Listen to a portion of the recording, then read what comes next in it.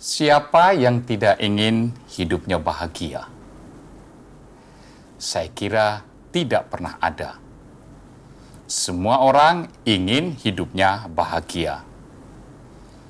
Akan tetapi, bagaimana hidup yang bahagia itu diperoleh dan apa hidup bahagia itu berbeda-beda, tergantung pada usia dan latar belakang kehidupannya.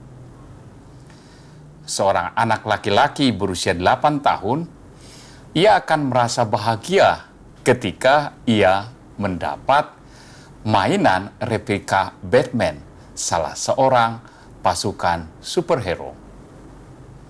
Tetapi beda halnya ketika seorang gadis remaja akan bahagia kalau ia mendapatkan coklat dari kekasihnya pada hari ulang tahunnya atau pada hari kasih sayang.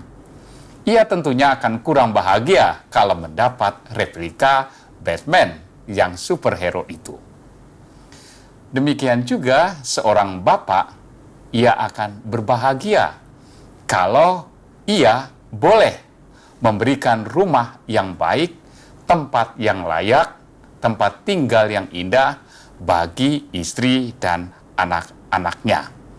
Apalagi kalau misalnya anak-anaknya bisa mencapai jenjang tertinggi dalam pendidikan. Ia akan merasa bahagia karena ia merasa berhasil. Nah, Injil hari ini juga berkisah tentang kebahagiaan. Petrus berkata kepada Yesus, "Rabi, betapa bahagianya kami berada di tempat ini."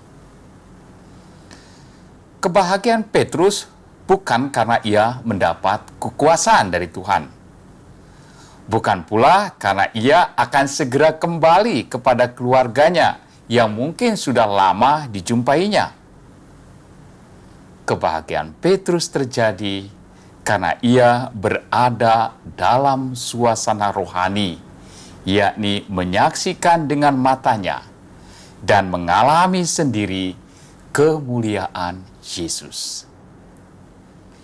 Injil mengatakan situasi itu dengan kata-kata sederhana namun syarat makna. Yesus berubah rupa di depan mata mereka dan pakaiannya sangat putih berkilat-kilat. Tidak ada seorang pun di dunia ini yang sanggup mengelantang pakaian seperti itu. Demikian Injil mengatakan dengan amat baik.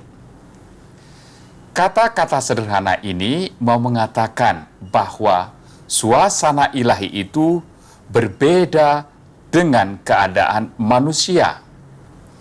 Keadaan yang tidak mungkin tercipta oleh kekuatan manusia atau usaha manusia. Keadaan itu adalah situasi yang hanya tercipta oleh Allah sendiri.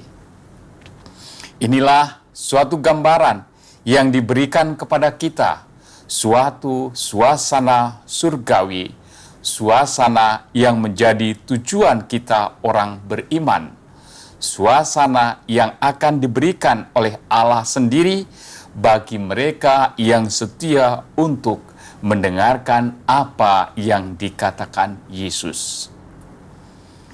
Itulah sebabnya dalam Injil dikisahkan ada suara yang berkata, "Inilah anakku terkasih, dengarkanlah dia." Kebahagiaan yang dialami Petrus adalah kebahagiaan yang hakiki, yakni kebahagiaan yang berasal dari Allah sendiri, kebahagiaan yang bukan diberikan oleh dunia. Dan tentu saja kebahagiaan ini adalah menjadi tujuan hidup kita semua, baik kita yang hidup sekarang ini maupun yang akan datang. Dan syaratnya juga amat jelas, yakni hanya satu saja, mendengarkan suara Yesus. Apa artinya? Artinya memberi perhatian dengan sungguh-sungguh kepada apa yang dikatakan Yesus, memaknai dengan sungguh dan menghidupi dengan amat baik nasihat-nasihat bijak dari Yesus sendiri. Oleh karena itu, saudara-saudaraku, masa Prapaskah pekan kedua ini tentu saja pada akhirnya adalah mengajak kita semua untuk membuka telinga, membuka hati, membuka akal budi, agar kata-kata Tuhan sungguh tinggal dalam hati kita dan pada akhirnya menggerakkan kita untuk berbuat sesuai dengan apa yang Tuhan inginkan. Tuhan memberkati.